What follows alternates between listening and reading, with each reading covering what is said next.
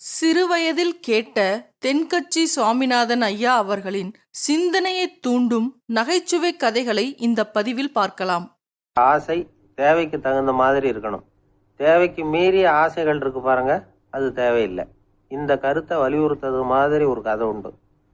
தேவேந்திரனுக்கு திடீர்னு வீடு கட்டணும்னு ஒரு ஆசை வந்துதான். வீடுன்னா நாம கட்டுற மாதிரி இல்லை.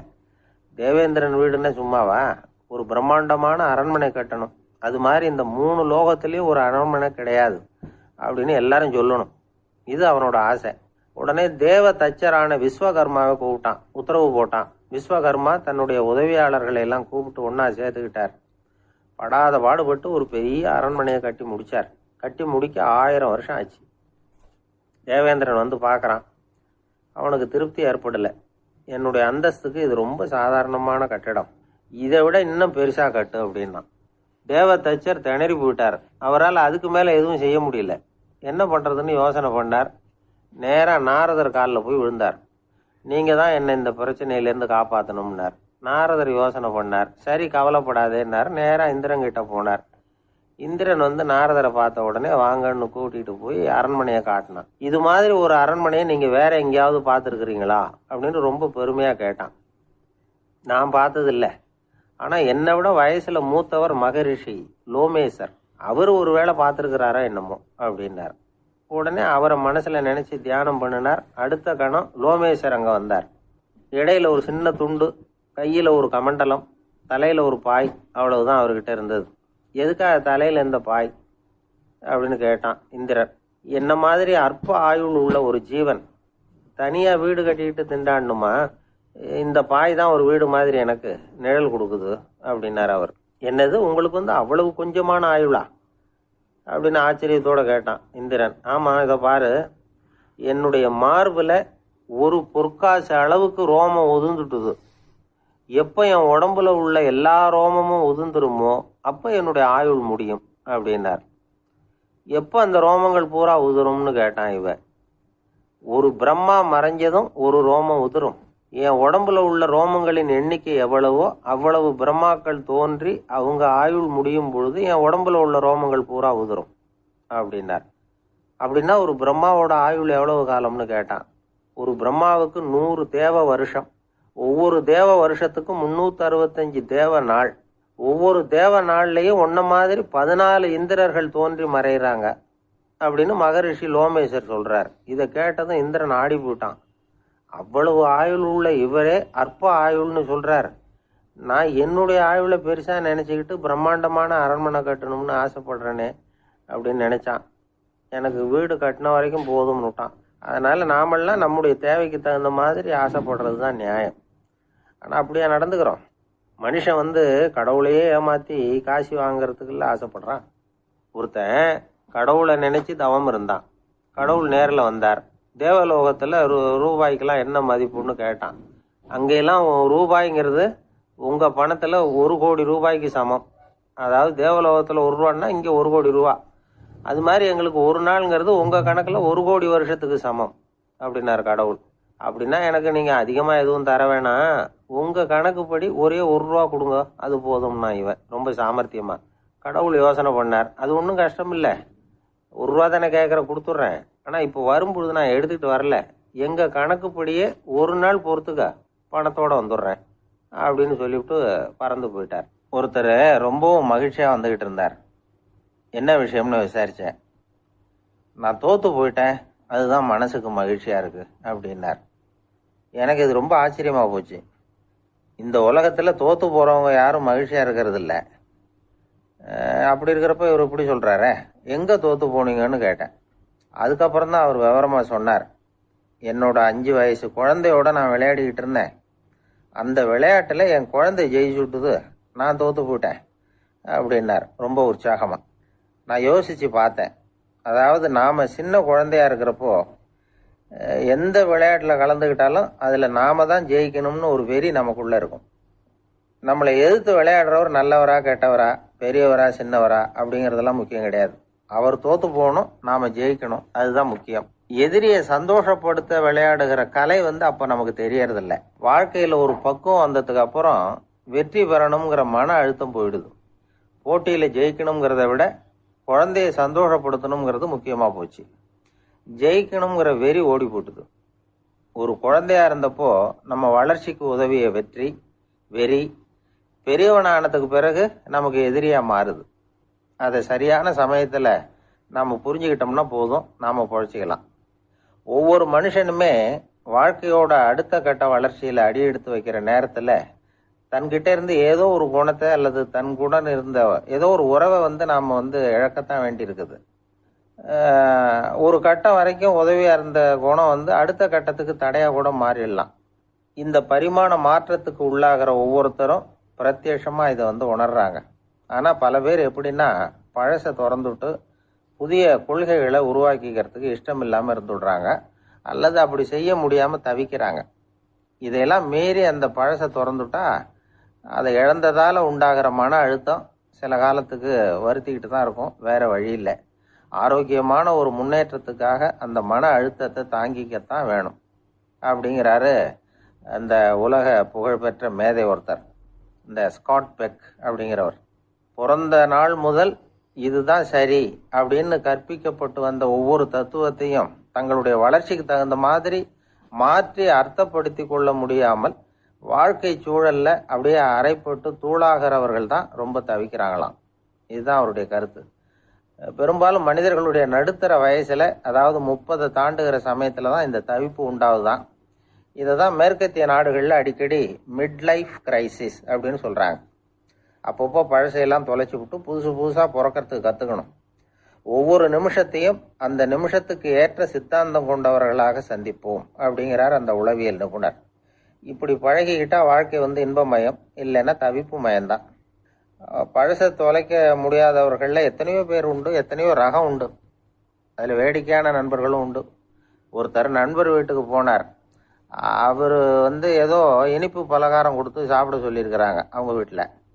இவர் சாப்பிட்டு பார்த்துட்டு சொன்னாராம், சார் 6 மாதத்துக்கு முன்னாடி ஒரு தடவை இங்கே வந்தேன், அப்போ ஒரு இனிப்பு பலகாரம் கொடுத்தீங்க, அது இதை விட நல்லா இருந்தது சார் அப்படின்னாராம். அப்போ செஞ்ச அதே இனிப்பு பலகாரம் தான் சார் இதுவும் அப்படின்னாராம். ஒரு நாள் ஒரு தகப்பனார் தன்னுடைய பிள்ளைய அழைச்சிட்டு வந்தார். சார், இவன் சரியா படிக்க மாட்டேங்கிறான், பெரியவங்களை மதிக்க மாட்டேங்கிறான், நீங்க கொஞ்ச நாள் இவனுக்கு குருவா இருந்து நல்ல விஷயங்களை சொல்லி கொடுத்தா தேவையில்லைன்னார். பெரியவங்களையும் மதிக்காதவன் எப்படி என்ன மதிக்க போறான் அப்படிங்கிறது நமக்கு யோசனை வரும் இல்லையா? வேணாங்க, என்னை விட்டுருங்க அப்படின்னோம். அவர் விட மாட்டேன்னு விட்டார். இல்லைன்னா அவரே சிஷ்யன் ஆயிடுவார் போல இருந்தது. சரி, வேற வழி இல்லாம அந்த பையனையே என்னுடைய சீடை நான் ஏத்துக்கிட்டு உபதேசம்லாம் பண்ண ஆரம்பித்தோம். அதாவது குரு பக்தின்னா அது எப்படி இருக்கணுங்கிறத பற்றி சொல்லி கொடுத்தோம் அவனுக்கு. சதமகர் அப்படின்னு ஒரு குரு இருந்தார். அவருக்கு ஒரு சீடர். அவன் பேர் துளசி சைதன்யன், நைஷ்டிக பிரம்மச்சாரி. தன்னுடைய குருவுக்கு எந்த நேரத்தில் எது தேவைங்கிறத புரிஞ்சுக்கிட்டு சேவை செய்கிறவன். ஆனால் இவனை பற்றி மற்ற சீடர்களுக்கு பொறாமை வந்துட்டுது. இவன் மட்டும் இப்படி இருக்கானேன்னு உடனே குரு கிட்ட போய் கோல் மூட்டினாங்க. அவன் சரியில்லை, அவன் நடந்துக்கிறது சரியில்லை, அப்படி இப்படின்னு எதையாவது சொல்லி. இருந்தாலும் இதையெல்லாம் அந்த குரு நம்பலை. அவருக்கு தெரியும் யார் யார் எப்படின்னு. துளசி சைதன்யன் பெருமையை மற்ற சீடர்களுக்கு உணர்த்தணும் அப்படின்னு நினைச்சார். அதுக்கு ஒரு வழி பண்ணார். ஒரு நாள் சீடர்களை எல்லாம் கூப்பிட்டுக்கிட்டு ஒரு காட்டு வழியா போய்கிட்டு இருந்தார். அங்க ஒரு பெரிய மலை அருவி கொட்டிக்கிட்டு இருந்தது. குரு சீடர்கள் பக்கம் திரும்பினார். இந்த மலையின் மேலே இருந்து அந்த படு பாதாளத்துல குதிக்கிறதுக்கு உங்கள யார் தயார் அப்படின்னு கேட்டார். ஒரு சீடனும் ஆய திறக்கல, ஒதுங்கி நின்றுக்கிட்டாங்க. பின்னாடி மூட்டை முடிச்சோட வந்துகிட்டு இருந்தான் துளசி சைதன்யன். அவனை பார்த்தார். தபாருப்பா, நீ மேலே இருந்து அந்த அருவியில குதி அப்படின்னார். அப்படியே செய்யறேன் சுவாமின்னா ஓடி போய் பொத்துன்னு குதிச்சுட்டான். அடுத்த கணமே குருநாதர் தன்னுடைய யோக சக்தியால பறந்து போய் அவன் கீழே விழுந்துடாம தாங்கி பிடிச்சி கொண்டுகிட்டு வந்துட்டார். மற்ற சீடர்களுக்கெல்லாம் ஒரு மாதிரி ஆயிட்டுது. அடுத்தபடியா என்ன பண்ணலாம்னு யோசிச்சாங்க இவனை மாட்டி விடுறதுக்கு. ஒரு நாள் வெத்தலை அடிக்கிற ஒரு சின்ன உரலையும் உலக்கையையும் எடுத்து ஒளிய வச்சுட்டாங்க. சதமகர் சன்னியாசி இல்லை, அவர் வெத்தலை போடுவார். பல்லு சரியில்லை, அதனால இடிச்சு தான் வெத்தலையை போடணும். திடீர்னு வெத்தலை பாக்கு கேட்டார். வழக்கமா உரல்ல இடிச்சு தர்றது தான் துளசியின் பழக்கம். உரலை தேடினா கிடைக்கல, என்ன பண்றது? குரு கேட்டு விட்டாரே, குரு சேவை தானே முக்கியம். என்ன பண்ணா வெத்தலை பாக்க தன்னுடைய வாயில போட்டு முன்னு அதை எடுத்து அவர்கிட்ட கொடுத்துட்டான். குரு எதையோ படிச்சுக்கிட்டே அதை வாங்கி வாயில போட்டுக்கிட்டார். துளசி இன்னைக்கு தாம்பூலம் நல்லா இடிக்கப்பட்டிருக்கு, ருசியா வேற இருக்கு, அதை இடித்த பாத்திரத்தை என் கண்ணால் பார்க்கணும்னு ஆசையாக இருக்குன்னு விட்டார். அதை மட்டும் அனுப்பி போய் நீ வர வேண்டான்னு வேற சொல்லிவிட்டார். இதை கேட்டதும் துளசி தவிச்சு போயிட்டான். இவன் போகாமல் எப்படி வாயை மட்டும் அனுப்பி வைக்க முடியும்? இவன் தவிக்கிறத பார்த்ததும் மற்ற சீடர்களுக்கெல்லாம் மனசுக்குள்ள ரொம்ப சந்தோஷம். துளசி கொஞ்சமும் யோசிக்கல, வாழை எடுத்தான், தன்னுடைய தலையவே அப்படியே அறுத்து வெட்டி எடுத்தான், இன்னொரு சீடங்கிட்ட கொடுத்துட்டான், எடுத்துட்டு போன்னு சொல்லி கொண்டுட்டு போய் குரு முன்னாடி வைக்கிறாங்க. அந்த தலையில வாய் திறந்துருக்கு, வெத்தலை போட்டு முன்னு இருந்தது, தெரிஞ்சு போச்சு, சிவப்பா இருந்தது. அவனுடைய குரு பக்தியை இப்ப எல்லாரும் ஒத்துக்கிட்டாங்க. அதுக்கப்புறம் குரு சதமகர் தன்னுடைய அற்புத திறமையினால அந்த தலையை மறுபடியும் ஒட்ட வச்சுட்டார். துளசிக்கு உயிர் வந்துட்டுது. இப்படி ஒரு பெரிய கதை உண்டு. அதாவது துளசி சைதன்யன் அவனுடைய குரு பக்தி எப்படி அப்படின்னு கேட்டோம். ரொம்ப அபாரம் அப்படின்னு அந்த பையன் அடக்கமா, சும்மா விளையாட்டுக்காக தான் அப்படி அவங்ககிட்ட கேட்டோம். ஏன்பா உன்னுடைய குரு பக்தியை என்கிட்ட காட்டுறதுக்கு உன்னோட கழுத்தை நீயே அறுக்கணும்னு நான் சொன்னா அதை நீ செய்வியா அப்படின்னு கேட்டோம். என்னுடைய கழுத்தை நானே அறுக்க வேண்டிய அவசியம் இல்லை சார் அப்படின்னா அவன். ஏண்டான்னு, அதே காரியத்தை தான் இனிமே நீங்க தினமும் செய்ய போறீங்களே சார் அப்படிங்கிறான். ஒருத்தர் அவசரமா போய்கிட்டு இருந்தார். எங்க போய்கிட்டு இருக்கீங்க அப்படின்னு கேட்டார் ஒரு பெரியவர். கடைக்கு போறேன் சார் சாமான் வாங்கறதுக்கு அப்படின்னார். அங்க போறதுக்கு முன்னாடி தெரிஞ்சுக்க வேண்டியதெல்லாம் தெரிஞ்சுக்கிட்டீங்களா அப்படின்னு கேட்டார் பெரியவர். கடைக்கு போய் காசை கொடுத்து ஒரு பொருளை வாங்கிட்டு வரப்போறோம், இதுல தெரிஞ்சுக்க வேண்டியது என்ன இருக்குது அப்படின்னார் அலட்சியமா. இப்ப அந்த பெரியவர் பேச ஆரம்பிச்சார். இந்த உலகத்துல எந்த ஒரு செயல்ல இறங்குறப்பவும் நாம நல்லா ஆலோசனை பண்ண வேண்டிய விஷயம் 5 அப்படின்னார். உதாரணமா, ஒருத்தன் கடைக்கு போய் ஏதோ ஒரு பொருளை வாங்கிட்டு வர போறான்னு வச்சுக்கோங்களேன். அப்ப கூட அவன் 5 விஷயங்களை பத்தி தெரிஞ்சுக்க வேண்டியிருக்குது அப்படிங்கிறார் அவர். முதல்ல அந்த பொருள் எப்படிப்பட்டது அப்படிங்கிறத தெரிஞ்சுக்கணும். 2வதா தன்னை பத்தியும் தெரிஞ்சுக்கணும். அப்பதான் அந்த பொருள் தனக்கு தேவையா இல்லையா அப்படிங்கிறத புரிஞ்சுக்க முடியும். 3வதா தெரிஞ்சுக்க வேண்டியது ஒண்ணு இருக்கு. அது என்னன்னா, அந்த பொருளை அடையறதுக்கு வழி என்ன அப்படிங்கிறது தெரிஞ்சுக்கணும். அதாவது எவ்வளவு பணம் கொடுத்தா அது கிடைக்கும், இது மாதிரியான விஷயங்கள். 4வதா அந்த பொருளை அடையிறது மூலமா நாம அடையக்கூடிய பயன் என்ன அப்படிங்கிறதையும் உணரணும். 5வது அந்த பொருளை அடையிறதுல இருக்கக்கூடிய தடை எது அப்படிங்கிறதையும் நாம தெரிஞ்சுக்கணும். பெரியவர் பேசுறது ஏதோ தத்துவம் மாதிரி தெரியுது இல்லையா? தத்துவம் தான். அதாவது இப்படி உலகியல் வாழ்க்கையில சின்ன சின்ன விஷயங்கள்லயே நாம 5 விஷயங்களை தெரிஞ்சுக்க வேண்டி இருக்குது. அது ரொம்ப அவசியமா இருக்கு. பேரின்ப நிலைன்னு சொல்றாங்கல்ல, அது மாதிரி பெரிய சமாச்சாரங்கள்லயும் இந்த 5 விஷயங்களை நாம தெரிஞ்சுக்க வேண்டியிருக்குது. அதுக்கு பேர் என்னன்னா அர்த்த பஞ்சகம். வைணவ சமயத்துல அர்த்த பஞ்சகம்ங்கிறது ரொம்ப பெரிய விஷயம். கடைக்கு போறது மாதிரி கடவுளை பார்க்க போறப்போ நாம 5 விஷயங்களை தெரிஞ்சுக்கணுமா. முதல்ல பரம்பொருள் அப்படிங்கிறது என்ன, அதோட தன்மைகள் என்ன, இதை தெரிஞ்சுக்கணும். இதுக்கு பேர் என்னன்னா பரமாத்ம ஸ்வரூபம் அப்படின்னு பேர். 2வது நாம யாரு, நம்மோட தன்மை என்ன அப்படிங்கறத தெரிஞ்சுக்கணும். நான் யாருன்னு எனக்கே தெரியலங்கிறப்போ இதை நான் சொல்றேன்னா இது என்னுடையதுன்னு சொல்றது தப்பு தானே. அப்புறம் 3வது விஷயம், பரம்பொருளை நாம் அடையறதுக்கு வழி எது, இது தெரிஞ்சுக்கணும். இது உபாய ஸ்வரூபம் அப்படின்னு பேர். 4வது விஷயம், நாம் அடைய வேண்டிய பயன்கள் என்ன அப்படிங்கறது தெரிஞ்சுக்கிறது. இதுக்கு புருஷார்த்தம் அப்படின்னு பேர். 5வது அந்த பயனை அடைய விடாமல் தடுக்கிற தடைகள் யாவை அப்படிங்கறது தெரிஞ்சுக்கிறது. இது விரோதி ஸ்வரூபம். இதைத்தான் தடையியல் அப்படின்னு சொல்றாங்க. அதாவது பரமாத்மாவை பற்றிய அறிவு, ஜீவாத்மாவை பற்றிய அறிவு, உபாயம் பற்றிய அறிவு, புருஷார்த்தம் பற்றிய அறிவு, இந்த 4 அறிவுக்கும் எதிரடையா, அதாவது அதையெல்லாம் தப்பா புரிஞ்சுக்கிறதால உண்டாகக்கூடிய அறிவு விரோதி ஸ்வரூபம். என்ன இது தகவல்ல ஏதாவது கதை சொல்லுவீங்கன்னு பார்த்தா ஏதோ தத்துவம் பேசிக்கிட்டு இருக்கிறீங்களே அப்படின்னு நினைக்கலாம். இதுவும் தெரிஞ்சுக்க வேண்டிய ஒரு பெரிய விஷயம்தான். காதல போட்டு வச்சா எப்போவாவது உபயோகப்படும்.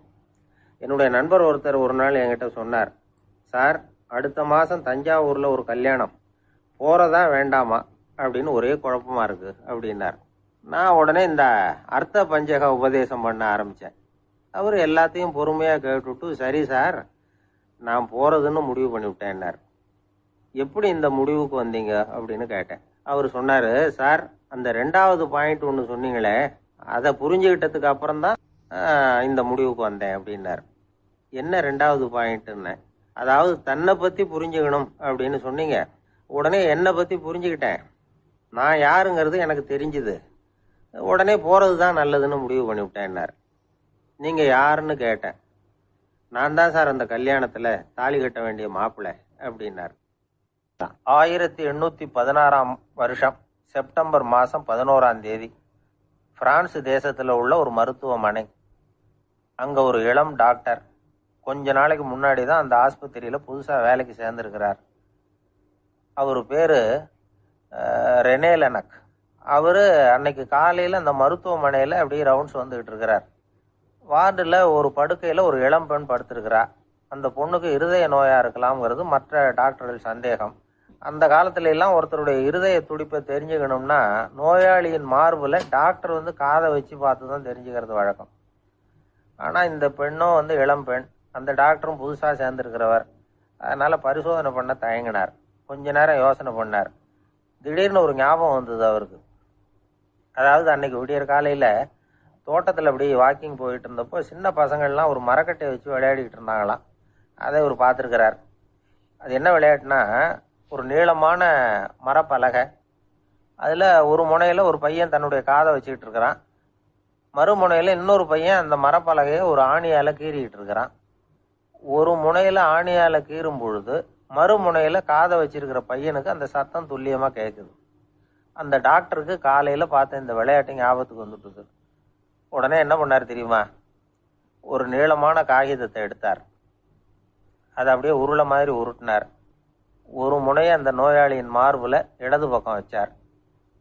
இன்னொரு முனையில் தன்னுடைய காதை வச்சார். என்ன ஆச்சரியம்!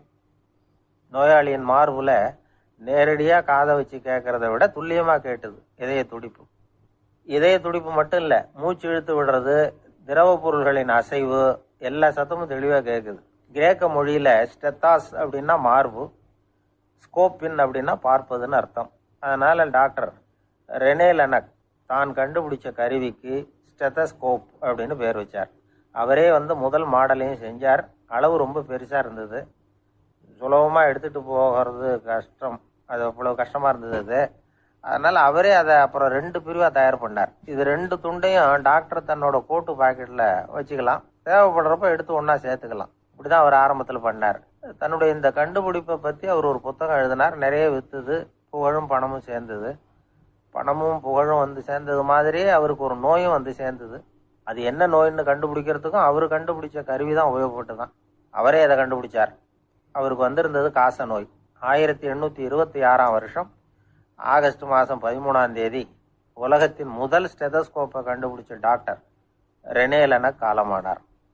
அவர் சாகிறதுக்கு முன்னாடி மரத்தால் செஞ்சு வச்சிருந்த ஸ்டெதஸ்கோப்பை தனக்கு வேண்டியப்பட்ட ஒரு டாக்டர்கிட்ட கொடுத்து, என்னுடைய சொத்துக்கள்லேயே ரொம்ப வசந்தது அப்படின்னு சொன்னாராம். அதுக்கப்புறம் 3 வெள்ளைக்காரங்க சேர்ந்து இந்த கருவியில் சில மாற்றங்களை பண்ணாங்க. ஆனால் 1829 லண்டனில் டாக்டர் நிக்கோலஸுங்கிறவர் ஒரு காதால் இதய துடிப்பை கேட்கறத விட டாக்டர் 2 காதாலையும் கேட்கறது தான் சரியாக இருக்கும் அப்படின்னு ஒரு கருத்தை வெளியிட்டார். அதுக்கப்புறம் ரொம்ப காலம் கழித்து 1852 ஜார்ஜ் காமான் அப்படிங்கிறவர் ரப்பர் டியூபுகளை உபயோகப்படுத்தி 2 காதாலையும் கேட்குற மாதிரி ஒரு புதிய வடிவத்தை அதுக்கு கொடுத்தார். அதுக்கு பிறகு அது படிப்படியாக எவ்வளவோ மாற்றங்கள் இருந்தாலும் ஆரம்பத்தில் டாக்டர் ரெனே லெனக் உருவாக்கின அடிப்படை மாடலை யாரும் மாற்றி அமைக்கலைங்கிறது தான் முக்கியமான விஷயம். நமக்கு தெரிஞ்ச ஒரு ஆஸ்பத்திரி, அதில் ஒரு நோயாளி, காலை நேரத்தில் நர்ஸு அந்த பக்கமாக போயிட்டு இருந்தாங்க. அதை பார்த்துட்டு ஒரு நர்ஸுன்னு கத்துறார். நர்ஸு அவசரமாக ஓடி வந்து என்ன விஷயம்னு கேட்டாங்க. சிஸ்டர், இங்கே பாருங்கள், உங்கள் டாக்டரை என் நெஞ்சில் அவர் காதை வச்சு கேட்டுக்கிட்டு இருக்கிறார் அப்படின்னார் நோயாளி. சிஸ்டர் பதட்டப்படாமல், அதனால் என்ன, இந்த டாக்டர் பழமையான விஷயங்களில் ரொம்ப நம்பிக்கை உள்ளவர், அதனால் ஸ்டெதாஸ்கோப்பை உபயோகப்படுத்தாமல் காதை வச்சு கேட்குறார், அது ஒன்றும் தப்பு இல்லை அப்படின்னாங்களாம். ஐயோ, அதுக்காக இல்லை சிஸ்டர், இவர் என் நெஞ்சு மேலே தலையை வச்சது நேற்று ராத்திரி 9 மணி, இப்போ விடிஞ்சு போச்சு, இன்னமும் தலையை எடுக்கவே இல்லை, அதுக்காக தான் சந்தேகப்பட்டு உங்களை கூப்பிடுறேன் அப்படின்னார். ஒரு நண்பர் இருக்கார், எப்போ பார்த்தாலும் கையில் ஒரு புத்தகம் இருக்கும், புத்தகம் இல்லாமல் எங்கேயும் புறப்பட மாட்டார். எதுக்காக இப்படி எடுத்துகிட்டு போகிறீங்க அப்படின்னு கேட்டால், எனக்கு இது ஒரு நல்ல நண்பன் மாதிரி, இந்த காலத்தில் எங்கே போனாலும் காத்திருக்க வேண்டியிருக்கு. அது மாதிரி சமயத்தில் நான் நண்பன் கூட பேசிக்கிட்டு இருப்பேன் அப்படிம்பாரான். ஒருத்தர் ஒரு பெரிய அரச பதவியில் இருந்தார். அவர் பதவியிலேருந்து இறங்க வேண்டிய சூழ்நிலை. அரசு கொடுத்துருந்த வீட்டை விட்டுட்டு வெளியில் வர்றார். வரும்பொழுது 2 கையிலையும் 2 பெட்டியை எடுத்துக்கிட்டு வந்தாராம். சார், உங்களுடைய உடைமைகள் அப்படின்னு கேட்குறாங்க அங்கே இருந்த ஊழியர்கள். இவர் தன்னுடைய கையில் இருக்கிற பெட்டியை காட்டி, இதுதான் என்னுடைய சொத்து அப்படின்னாராம். ஒரு பெட்டியில் அவருடைய உடைகள், இன்னொரு பெட்டியில் அவர் விரும்பி படிக்கிற புத்தகங்கள். அவ்வளவுதான். இதுதான் இருந்துதான். புத்தகம் படிக்கிறது மனசுக்கு நல்லதுங்கிறது நமக்கு தெரியும். புத்தக வாசிப்பு உடம்புக்கும் நல்லதுங்கிறாங்க. அது நமக்கு ஆச்சரியமாக தான் இருக்குது. ஒரு நபர் ஒரு வருஷத்தில் சராசரியாக 2000 பக்கங்களை படிச்சிருக்கணுமா, யுனெஸ்கோ பரிந்துரை. ஆனால் நம்ம நாட்டில் நாம் சராசரியாக படிக்கிறது 32 பக்கங்கள். அவ்வளவுதான். இவ்வளவுக்கு நம்ம நாட்டில் 6000த்துக்கும் மேற்பட்ட நாளேடுகள், 2000த்துக்கும் மேற்பட்ட இதழ்கள், மலர்கள், இவ்வளவு இருந்தும் சரியாக வரல. இந்த உலகத்தில் முதல் நூலகம் எங்கே எப்போ ஆரம்பமாச்சு தெரியுமா? கிமு 2500ஆம் ஆண்டில் அது ஆரம்பமாயிருக்குது. பாபிலோனியாவில் அமில் அணு அப்படிங்கிற அரசன் தான் நூலகத்தை உருவாக்கி இருக்கிறான். அப்போல்லாம் தாள் கிடையாது, களிமண் தான். களிமண் பலகைகளில் எழுதி அது தொகுத்து அப்படியே நூலாக்கி அதை நூலகத்தில் வச்சுருப்பாங்களாம். அரசருடைய நூலகத்தில் 1000த்துக்கும் மேற்பட்ட நூல்கள் இருந்ததாக வரலாற்று குறிப்பு இருக்குது. அது மட்டும் இல்லை, அந்த நூலகத்தில் பொருள் வாரியாக, அதாவது சப்ஜெக்ட் வாரியாக புத்தகங்களை வகைப்படுத்தி வச்சுருந்தாங்களாம்.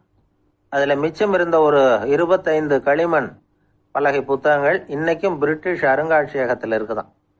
அச்சு தாள் இதெல்லாம் ஏற்பட்டதுக்கு அப்புறம் அமைக்கப்பட்டது தான் பிரான்சில் இருக்கக்கூடிய பாரிஸ் நூலகம். 1480 பிரெஞ்சு மன்னர் 11ஆம் லூயி இந்த நூலகத்தை அமைச்சாராம். ஆனால் அப்பெல்லாம் அரசர்கள் மட்டும்தான் நூலகத்தை பயன்படுத்த முடியுமா. அதுக்கப்புறம் 17ஆம் நூற்றாண்டில் இந்த முறை மாறி பொதுமக்கள் அங்கே போகலாம், படிக்கலாம் அப்படிங்கிற நிலைமை வந்துதான். போட்லியன் நூலகம் அப்படின்னு அதுக்கு பேர், பாரிஸ் நகரத்தில் இருக்குது. அங்கே தான் நூல்களின் பட்டியல் தயாரிப்பு பணி ஆரம்பமாச்சு. கல்வி வளர்ச்சியையும் நூலகத்தையும் இணைச்சவர் நெப்போலியன் போனபார்ட். முன்பணம் செலுத்தி புத்தகத்தை படிக்கிற முறையையும் அவர் தான் கொண்டுட்டு வந்தாராம். மக்கள்கிட்ட வசூலிக்கிற வரியின் ஒரு பகுதியை நூலகத்துக்கு பயன்படுத்தினவரும் அவர் தானா. நெப்போலியன் நூலகத்தில் உலகத்தில் உள்ள எல்லா மொழி நூல்களும் இருக்குதான். அங்கே ஒரு தமிழ் நூலும் இருந்திருக்குது. அது என்னன்னா கம்பராமாயணம். சோவியத் யூனியனுக்கு படையெடுத்து போனப்போ அங்கேருந்து லட்சக்கணக்கான புத்தகங்களை இந்த பனிச்சறுக்கு வாகனங்கள் இருக்குல்ல, அதில் கொண்டுகிட்டு வந்ததாக வரலாறு. அடுத்தபடியாக குறிப்பிட்டு சொல்லத்தக்க நூலகம் எதுன்னா பிரிட்டிஷ் நூலகம். மிக பழைய கையெட்டு பிரதியெல்லாம் கூட அங்கே இருக்குது. 1753 ஆரம்பமாச்சு. அதில் உள்ள நூல்களை வரிசையாக அடுக்கினா 180 கிலோமீட்டர் நீளத்துக்கு வருமா. மிகப்பெரிய நூலகம் அமெரிக்க தலைநகர் வாஷிங்டனில் இருக்குதான். இந்தியாவை பொறுத்த வரைக்கும் பெரிய பழைய நூலகம் எதுன்னா கல்கத்தா நூலகம். எல்லா இந்திய மொழி நூல்களும் இங்கே உண்டு. மகாகவி பாரதியார் நடத்தின இந்தியாங்கிற இதழின் எல்லா பிரதிகளும் அங்கே பாதுகாப்பாக இருக்குது. படிக்கும் பழக்கம் இங்கே வளர வேண்டியிருக்குது. ஒருத்தர்கிட்ட ஒரு புஸ்தகத்தை கொடுத்து விமர்சனம் எழுத சொல்லியிருந்தாங்க. கொஞ்ச நாள் கழித்து அவரை போய் பார்த்து, என்னங்க புஸ்தகத்தை படித்து பார்த்தீங்களா அப்படின்னு கேட்டாங்களாம். இதுக்கு அவர் சொல்லியிருக்கிறார், இன்னும் நான் படித்து பார்க்கலிங்க, இப்போ தானே விமர்சனமே எழுதி முடிச்சிருக்கிறேன், இனிமே தான் படிக்கணும் அப்படின்னார். ஐயா, என்னுடைய நூல் வெளியீட்டு விழாவுக்கு அவசியம் நீங்கள் வரணும் அப்படின்னு கூப்பிட்டார் ஒருத்தர். எப்போ வரணும்னு கேட்டேன். அடுத்த வாரம்னார். சரி, புத்தகம் தயாராகிட்டுதா அப்படின்னு. நாளைக்கு தான் அச்சிக்க கொடுக்க போகிறேன்னார். என்னங்க இது, புத்தகம் அச்சிடுறதுக்கு முன்னாடியே அழைப்பிதழை அச்சடிச்சு விட்டீங்களே அப்படின்னு கேட்டேன். அதனால் என்னங்க, அந்த காலம் மாதிரி அப்போல்லாம் அச்சுக்கலை எவ்வளவோ முன்னேறியாச்சுங்க. Linotype, monotype, phototype, laser, இப்படி என்னென்னமோ வந்தாச்சு. இன்னைக்கு கொடுத்தா நாளைக்கே புத்தகம் தயார் அப்படின்னார். இப்படி இந்த அளவுக்கு முன்னேறி இருக்கிற இந்த அச்சுக்கலை ஆரம்பத்தில் எப்படி இருந்தது தெரியுமா? அந்த காலத்தில் காகிதம்னா என்னன்னே தெரியாது. அப்படி ஒன்று கண்டுபிடிக்கப்படவே இல்லை. அப்போல்லாம் எதையாவது ஒன்று எழுதணும்னா அதுக்கு ஆட்டு தோலை தான் பயன்படுத்தி இருக்கிறாங்க. கண்ணுக்குட்டி தோல் கூட அதுக்கு உபயோகப்பட்டு தான். ஐரோப்பாவில் இருந்த பாதிரியார்கள் தோலில் எழுதப்பட்ட புத்தகத்தை தயாரிக்கிறதுல ரொம்ப கெட்டிக்காரங்களாம். எகிப்து, அப்புறம் மத்திய தரைக்கடல் ஓரத்தில் உள்ள நாடுகள், இங்கெல்லாம் தோல் தான் எழுது பொருளாக பயன்பட்டு வந்திருக்குது. ஆனால் நம்ம நாட்டில் ஓலைச்சுவடிகளை எழுத்துக்கு பயன்படுத்தி இருக்கிறாங்க. எழுதுறதுக்கு தோலை பயன்படுத்தினவங்க பிறகு பேப்பரைஸ் அப்படிங்கிற கோரை புல்லை வந்து அதுக்கு பயன்படுத்தினாங்களாம். இதெல்லாம் அப்படி கொஞ்சம் கொஞ்சமாக கண்டுபிடிச்சிட்டு வந்திருக்கிறாங்க. அந்த புல்லை வந்து கச்சிதமாக நறுக்க வேண்டியது, நல்லா பதப்படுத்த வேண்டியது, அதுக்கப்புறம் அதில் எழுத வேண்டியது, அவ்வளவுதான். பேப்பருங்கிற சொல்லே இந்த பேப்பைரஸ் அப்படிங்கிறதுலேருந்து வந்தது தான். அதுக்கப்புறம் தான் காகிதம் வந்தது.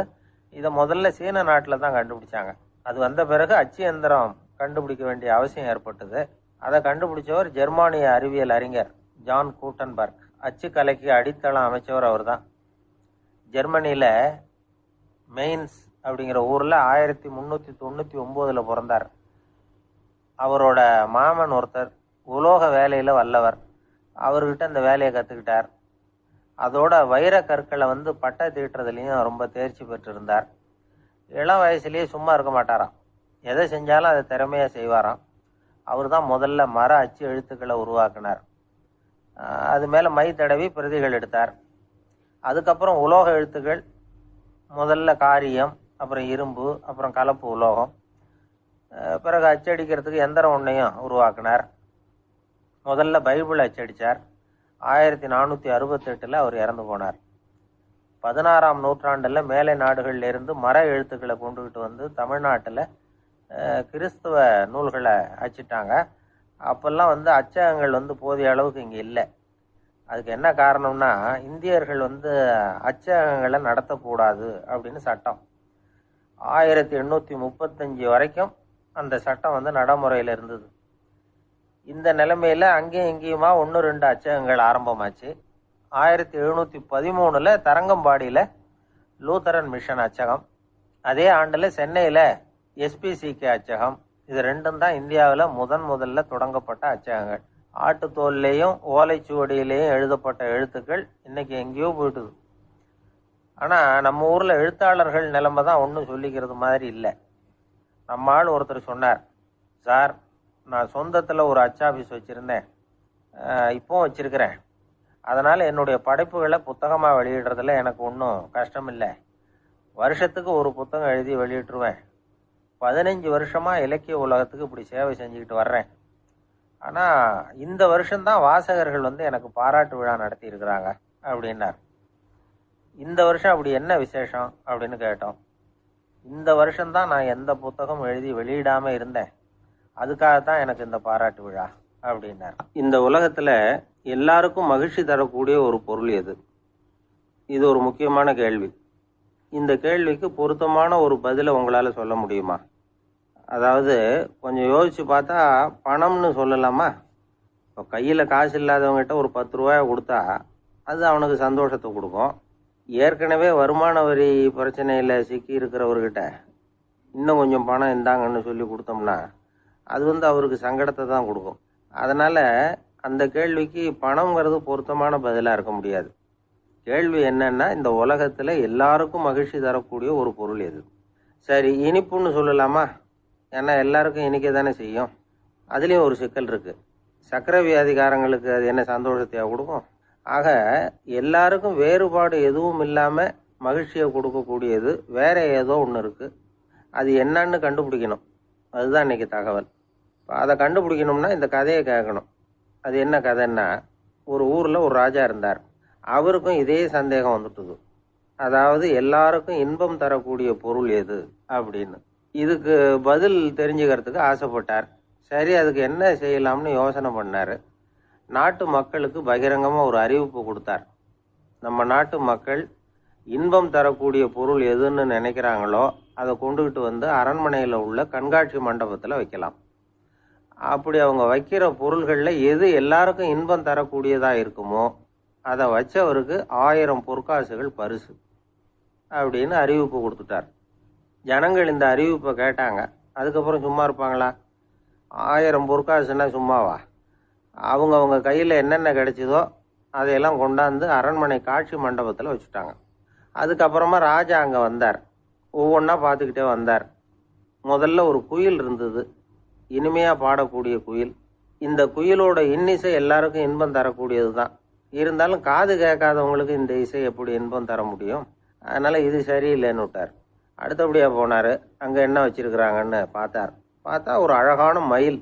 அங்கே தோகை விரித்து ஆடிக்கிட்டு இருக்குது. இந்த மயிலோட ஆட்டம் வந்து மனசுக்கு இன்பம் தரக்கூடியது தான். இருந்தாலும் பார்வை இல்லாதவங்க இந்த ஆட்டத்தை பார்த்து ரசிக்க முடியுமா? முடியாது. அதனால் இதுவும் சரியில்லை அப்படின்னு சொல்லிவிட்டார். அதுக்கு அடுத்தபடியாக போனார். பல வகையான இனிப்பு பண்டங்களை வச்சுருந்தாங்க. பார்த்தார், வயசானவங்களுக்கும் நோயாளிகளுக்கும் இது வந்து இன்பம் தராது, துன்பம் தான் கொடுக்கும் அப்படின்னார். இப்படி ஒவ்வொன்றா பார்த்துக்கிட்டே போகிறார். அழகான மலர்கள், கனிகள், ஓவியங்கள் எதுவுமே பொருத்தமாக தெரியல. சகல பேருக்கும் இன்பம் தரக்கூடிய வகையில் எதுவும் இல்லை. கடைசியாக வந்தார். அங்கே ஒரு களிமண் பொம்மை இருந்தது. அது என்ன பொம்மை தெரியுமா? பசியால் வாடி இருக்கிற ஒருத்தருக்கு ஒரு அம்மா இனிமையாக பேசிக்கிட்டு சோறு போடுறது மாதிரி அந்த பொம்மையை செஞ்சுருந்தாங்க. அதுக்கு கீழே அன்பு அப்படின்னு எழுதியிருந்துதான். ராஜா பளிச்சுன்னு ஒரு முடிவுக்கு வந்தார். அந்த பொம்மையை செஞ்ச சிற்பியை வரவழைச்சார், பரிசு கொடுத்தார். அன்பு ஒன்று தான் எல்லாருக்கும் இன்பம் அளிக்கக்கூடிய பொருள். காது கேட்காதவங்களும் அதை கேட்க முடியும், பார்வை இல்லாதவங்களும் அதை பார்க்க முடியும், குழந்தைகளும் அதை உணர முடியும் அப்படின்னு அதுக்கு விளக்கம் கொடுத்தார் அந்த மன்னர். இந்த உலகத்தில் எல்லாருக்கும் மகிழ்ச்சி தரக்கூடிய ஒரு பொருள் அன்பு தான். அதை புரிஞ்சுக்கிட்டு தான் சில கணவன்மார்கள் மனைவி பேரில் ரொம்ப அன்பை காட்டிக்கிறது வழக்கம். ஒரு வீட்டு வாசப்படி பக்கமாக மழைக்கு வந்து ஒதுங்கினார் ஒருத்தர். மழை தூரிக்கிட்டு இருந்தது, இருட்டு நேரம். அந்த வீட்டில் இருந்தவர், இன்னைக்கு ராத்திரி வேணும்னா இங்கேயே தங்கிட்டு காலையில் போங்க அப்படின்னார். உடனே இவர் சொன்னார், ரொம்ப நன்றிங்க, ஒரு 10 நிமிஷத்தில் இதை வந்துடுறேன் அப்படின்னு சொல்லிவிட்டு எங்கேயோ ஓடினார். 10 நிமிஷம் கழித்து திரும்பி வந்தார். ஆமாம், எங்கே போயிட்டு வந்தீங்கன்னு கேட்டார் வீட்டில் இருந்தவர். நேராக எங்கள் வீட்டுக்கு போய் மனைவி கிட்ட இன்னைக்கு ராத்திரி இங்கேயே தங்கிக்கிறேன்னு சொல்லிவிட்டு வந்துட்டேன் அப்படின்னார் அவர். அன்புல இது ஒரு ரகம். ஊருக்கு வெளியில் அமைதியான ஒரு இடம், அங்கே ஒரு ஆசிரமம், அங்கே ஒரு சாமியார். அவர் தினமும் நல்ல போதனைகள்லாம் செய்வார். பல பேர் போய் அங்கேயே சில நாள் தங்கி இருந்து அவர் சொல்கிற அறிவுரைகளை எல்லாம் கேட்டுக்கிட்டு வர்றது வழக்கம். ஒரு தடவை அவரை பார்த்துட்டு போகிறதுக்காக 3 வெளியூர் தம்பதிகள் வந்தாங்களாம். அந்த மடத்திலேயே சாப்பிட்டுக்கிட்டு தங்கி இருந்து அவங்களுடைய போதனைகளை கேட்டுக்கிட்டு போகணுங்கிறது அவங்க நோக்கம். காலையில் குளிச்சுட்டு பூஜையில் உட்காந்தார் அந்த சுவாமி. இவங்களும் குளிச்சுட்டு அந்த பூஜையை பார்க்கறதுக்காக அவர் முன்னாடி வந்து உட்காந்தாங்க. பூஜை ஆரம்பமாச்சு.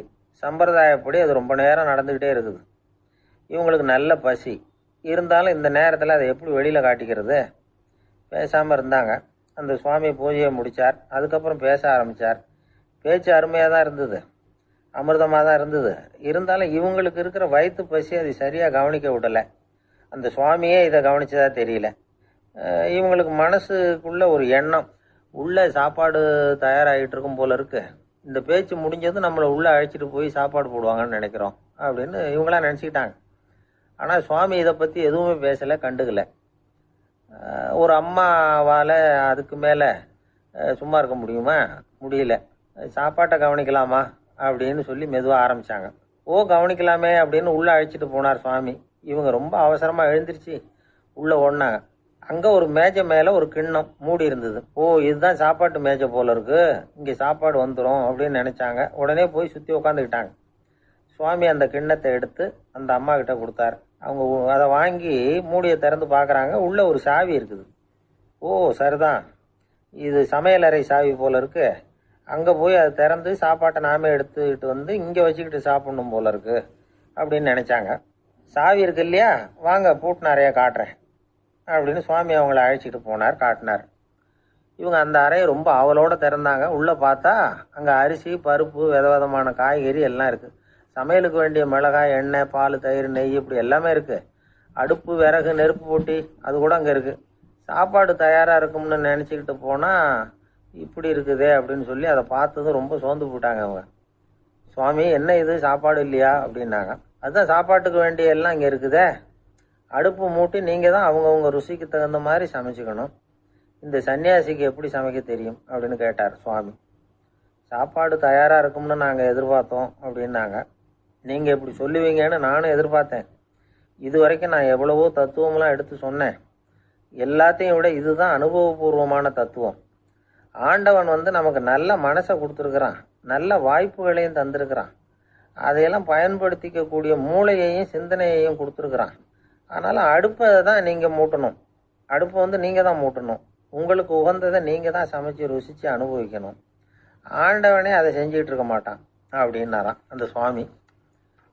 நம்முடைய வாழ்க்கையில் பல நல்ல பலன்களை பெறறதுக்கு நாம தான் முயற்சி பண்ணணும்.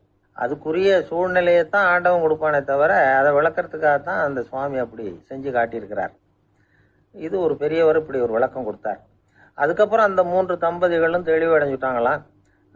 நாம் தெளிவடைகிறது எப்போங்கிறது தான் தெரியல அப்படின்னு பல பேர் இதை கேட்டுட்டு சொல்லிட்டு இருக்கிறாங்க. இந்த கதையை நம்முடைய நண்பர் ஒருத்தர்கிட்ட சொன்னேன். அந்த நண்பர் ரொம்ப சந்தோஷப்பட்டார். நீங்கள் சொல்கிறது கரெக்டு சார், ஆனால் நான் அதை விட ஒரு படி மேலே சார். எனக்கெல்லாம் அரிசி பருப்பு இருக்கிற ரூம் எதுன்னு கையை காட்டிட்டா போதும், உடனே கிண்ணத்துலேருந்து சாவியை எடுத்து கொடுக்கணுங்கிற அவசியம்லாம் இல்லை எனக்கு. அப்புறம் எப்படி ரூமை திறந்துருவீங்க அப்படின்னு கேட்டேன். பூட்டை உடைச்சி திறந்துருவேன், அதுதான் எனக்கு பழக்கம் அப்படிங்கிறார். வயசான அம்மா தெரு வழியாக போயிட்டு இருந்தாங்க. அவங்க கையில் எண்ணத்தையும் வச்சுக்கிட்டு அதை அடிக்கடி பார்த்துக்கிட்டே இருந்தாங்க. ஒருத்தன் மெதுவாக அவங்கக்கிட்ட போய் கையில் இருக்கிறது என்ன அப்படின்னு எட்டி பார்த்தா அவங்க கையில் 4 பல்லு இருந்துதான். இவன் ஆச்சரியமாக அந்த அம்மாவை பார்த்தான். ஏம்மா உனக்கு என்ன பைத்தியமா, ஏது இந்த பல்லு, இது என்னத்துக்காக கையில் வச்சுக்கிட்டு அலைஞ்சிக்கிட்டு இருக்கிற அப்படின்னு கேட்டிருக்கான். அதுக்கு அந்த அம்மா விவரம் சொல்ல ஆரம்பித்தாங்களாம். இதை பாருப்பா, எனக்கு ஒரு மகன் இருந்தான், அவனை ரொம்ப செல்லமாக வளர்த்தேன். அவனை தரையிலேயே நடக்க விடுறதில்ல, எப்பவும் தூக்கி வச்சுக்கிட்டு இருப்பேன். அவன் நல்லா பெரியவனாகி பள்ளிக்கூடம் போகிறப்ப கூட அவன் புஸ்தக மூட்டையை நான் தான் சுமந்துக்கிட்டு போவேன். பார்க்குறவங்க கூட கேலி பண்ணுவாங்க, ஏம்மா படிக்க போகிறது நீயா உன் பிள்ளையான்னு கேட்பாங்க. அவன் இன்னைக்கு எவ்வளவோ பெரிய மனுஷன் ஆகிட்டான், வெளிநாட்டில் பெரிய உத்தியோகத்தில் இருக்கான். சமீபத்தில் இங்கே வந்துட்டு போனான். ஒரு நாள் ஏதோ கோபத்தில் என்ன அரைஞ்சுட்டான். அப்போ இந்த 4 பல்லும் கீழே விழுந்துட்டுது. இன்னமும் கூட விழுந்திருக்கும், ஆனால் பல்லு தான் இல்லை. என் புள்ள அரைஞ்சதுனால விழுந்த பல்லு இல்லையா அது, அதனால் இதை எப்பவும் என் கையிலேயே வச்சுக்கிட்டு ஆசையோடு பார்த்துக்கிட்டு இருக்கிறேன். அவன் தான் வெளிநாட்டுக்கு போட்டான், அவனை பார்க்க முடியாத ஏக்கத்தை நான் இந்த பல்லை பார்த்து போக்கிக்கிறேன் அப்படின்னு நாங்களாம் அந்த அம்மா. இந்த கதை எதுக்காகன்னா, தாய் அன்பு அப்படிங்கிறது எப்படிப்பட்டதுங்கிறத புரிஞ்சுக்கிறதுக்காக. கல்யாணம் ஆனதுக்கு அப்புறம் தாயை மறந்து விடுறவங்க எத்தனை பேர் இந்த உலகத்தில், அவங்க காதில் விழணுங்கிறதுக்காக தான் இந்த தகவல். ஆனால் ஒரு விஷயம் மட்டும் நல்லா புரிஞ்சுக்கணும், தாயை மதிக்க தெரிஞ்சவங்க தான் இன்னைக்கு வாழ்க்கையில் எல்லா விதத்துலேயும் முன்னுக்கு வந்திருக்கிறாங்க. வேணும்னா விசாரித்து பார்த்துக்குங்க. இன்னொரு அம்மா இருந்தாங்க. அவங்க தினமும் ஒரு கோயிலுக்கு வருவாங்க. சாமியை பார்த்து, கடவுளே நான் இறந்து போனால் நரகத்துக்கு போகணும் அப்படின்னு வேண்டிக்குவாங்களாம். எல்லாரும் சொர்க்கத்துக்கு போகணும்னு தானே கடவுள்கிட்ட வேண்டிக்குவாங்க. இந்த அம்மா தினம் நான் நரகத்துக்கு போகணும் அப்படின்னு வேண்டிக்கிறாங்க. அங்கே இருந்த அர்ச்சகருக்கு இது சந்தேகம். ஒரு நாள் அதை நேரடியாகவே அவங்கக்கிட்ட கேட்டுவிட்டார். அதுக்கு அந்த அம்மா பதில் சொன்னாங்களாம், ஐயா எனக்கு கல்யாணம் ஆகி ரொம்ப நாள் வரைக்கும் குழந்தை பாக்கியம் இல்லாமல் இருந்தது. கோயில் குளம் எல்லாம் சுற்றி வந்தேன். ரொம்ப நாள் கழித்து ஒரு குழந்தை பிறந்தது, ஆண் குழந்தை. அவனை நான் ரொம்ப செல்லம் கொடுத்து வளர்த்தேன். அதோட விளைவு என்ன ஆச்சுன்னா, அவன் ரொம்ப மோசமாக ஆயிட்டான். கெட்ட பழக்க வழக்கம்லாம் கற்றுக்கிட்டான். அவன் இறந்து போனால் நிச்சயம் அவனுக்கு நரகம்தான் கிடைக்கும். அந்த அளவுக்கு கெட்டவன் அவன்.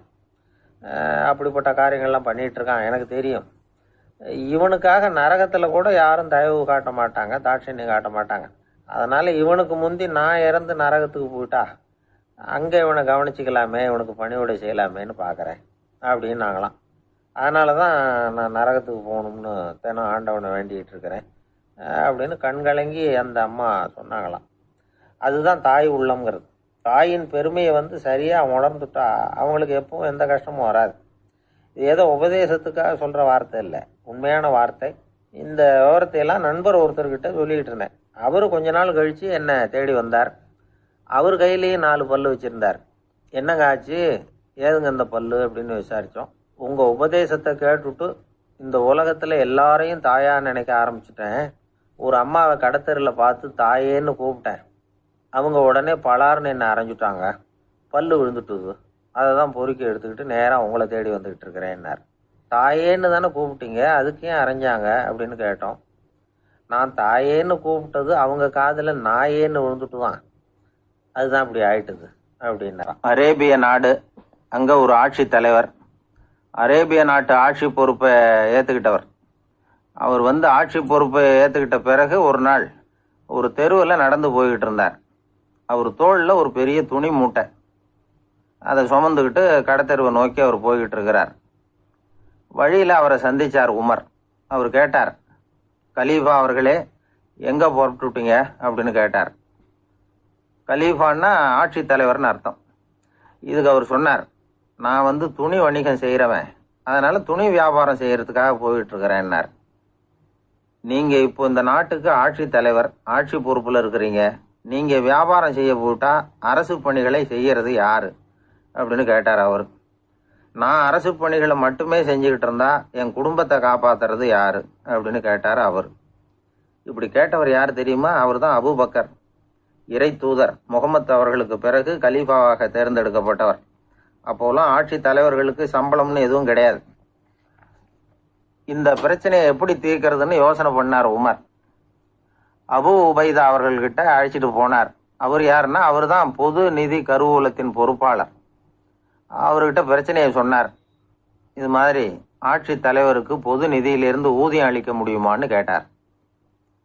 பொது நிதி விதிகளின்படி அதுக்கு சாத்தியம் இல்லைன்னு சொல்லிவிட்டாரு அவரு. சரி, வேற ஏதாவது வழி இருக்குதான்னு கேட்டார் உமர். அபு உபைதா கொஞ்சம் யோசனை பண்ணி பார்த்தார். அப்புறமா சொன்னார், மக்காவிலிருந்து மதீனாவுக்கு குடிபெயர்ந்து வந்த அகதிகளுக்கு நிதி உதவி அளிக்கிறதுக்கு விதிகள்ல இடம் இருக்கு.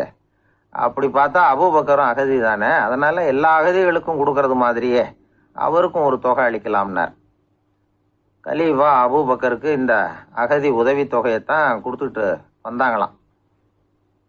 குடும்ப செலவுக்கு அது போதுமானதா இல்லை. இருந்தாலும் கலீஃபாங்கிறதுக்காக மற்ற அகதிகளை விட அதிகமாக தொகையை பெற அவர் விரும்பல. மார்பு பக்கம் கிழிஞ்சிருந்த ஒரு மேலாடையை தான் அவர் அணிஞ்சிருந்தார். அவருடைய துணைவியார் அஸ்மா, அவங்க ஒரு நாள் தேன் அருந்த ஆசையா இருக்குன்னாங்களாம். நமக்கு கிடைக்கிற ஊதியம் குடும்ப செலவுக்கே போதுமானதா இல்லையே, இந்த நிலையில தேன் வாங்கறதுக்கு காசுக்கு நான் எங்க போவேன் இருக்காரு அவரு. கொஞ்ச நாள் கழிச்சு அவங்க ஒரு தொகையை அவர்கிட்ட கொடுத்து தேன் வாங்கிட்டு வர சொன்னாங்களாம். இவருக்கு ஆச்சரியம், ஏது இந்த பணம்னு கேட்டிருக்காரு. நீங்க தினமும் குடும்ப செலவுக்காக கொடுத்துக்கிட்டு வந்த பணத்துல கொஞ்சம் கொஞ்சமா மிச்சப்படுத்தி வச்சேன்னாங்களாம். அபூபக்கர் அந்த பணத்தை எடுத்துக்கிட்டு நேரா பொது நிதி கருவூல பொறுப்பாளர்கிட்ட போனார். இந்த பணத்தை பொது நிதியில சேர்த்துருங்க, இது அதிகப்படியா எனக்கு தரப்பட்டு வந்த ஊதியம், அடுத்த மாசத்துல இருந்து இந்த தொகையை குறைச்சிங்கன்னு வேற சொல்லிவிட்டாராம். பசியை தணிக்க தேவையான அளவு உணவு, ஒரு ஜோடி உடை, இதை தவிர கூடுதலா மக்கள் பொது நிதியிலிருந்து வாங்கிக்கிறதுக்கு என் குடும்பத்தாருக்கு உரிமை இல்லை அப்படின்னு சொல்லி கண்டிப்பா சொல்லிவிட்டாராம். அவர் வாங்கிட்டு வந்த இந்த குறைந்த ஊதியம் கூட அவர் மனசை உறுத்திக்கிட்டே இருந்தது. கடைசி நேரம் அவர் தம்முடைய மகள் ஆயிஷா அவர்களை அழைச்சார். மகளே, இதுவரைக்கும் பொது நிதியிலிருந்து நான் வாங்கிட்டு வந்த தொகை என்னுடைய இதயத்துல பாரமா அழுத்திக்கிட்டு இருக்கு. என் தோட்டத்தை வித்து அதுல வர்ற பணத்திலிருந்து நான் இதுவரைக்கும் வாங்கிட்டு வந்த ஊதிய தொகையை கணக்கு போட்டு பொது நிதியில சேர்த்து விடு அப்படின்னாராம். பதவி ஏற்கிறதுக்கு முன்னாடி தன்கிட்ட இருந்ததை விட இப்ப கூடுதலா என்ன சொத்து இருக்குன்னு பார்த்திருக்கார். ஒரு ஒட்டகம், ஒரு கோப்பை, ஒரு பணியாள். இதையும் அடுத்தபடியா கலீஃபாவா வர்றவர்கிட்ட ஒப்படைச்சிருங்க அப்படின்னு விட்டாராம். அதே மாதிரி அடுத்து வந்த உமர்கிட்ட ஒப்படைச்சாங்க. அப்போ உமர் சொன்னாராம், அபூபக்கரே, இந்த முன்மாதிரியால உங்களுக்கு பிறகு இந்த ஆட்சி பொறுப்பை ஏற்கிறவர்களை பெரும் நெருக்கடிக்கு ஆளாகி விட்டீங்க அப்படின்னு சொல்லி ரொம்ப கண் கலங்கினாராம். கடைசியா அபூபக்கர் தன்னுடைய குடும்பத்தாருக்கு விட்டு சென்ற சொத்து ஒரு படுக்கை விரிப்பு, ஒரு போர்வை, அவ்வளவுதான். இது சிந்திக்க வேண்டிய ஒரு செய்தி. ஒரு ஊர்ல ஒரு மன்னர் இருந்தாராம். அமைச்சர் அவர்கிட்ட சொன்னாராம், மன்னா, நம்ம ராஜ்யத்துல இனிமே லஞ்ச ஊழலே இருக்காதுன்னாராம். ஆஹா, அப்படின்னா ஊழல் பேர் வழிகளை எல்லாம் நாடு கடத்தியாச்சா அப்படின்னு கேட்டிருக்காரு மன்னர். இதுக்கு அவரு, அப்படி இல்லைங்க, இனிமே கொடுக்கறதுக்கு ஜனங்கள் கிட்ட பணமே இல்லை அப்படி